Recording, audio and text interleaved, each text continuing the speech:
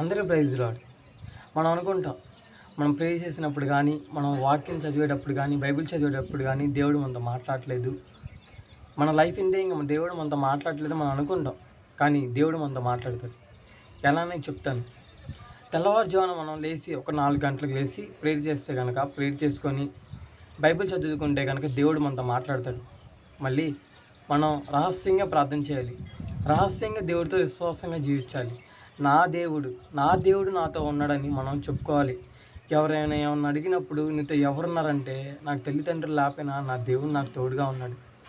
నా దేవుడు నాకు ఎప్పుడు తోడుగా ఉంటాడు, ఎల్లప్పుడూ నాతోనే ఉంటాడు, నాకు తోడుగా నీడుగా ఉంటాడు.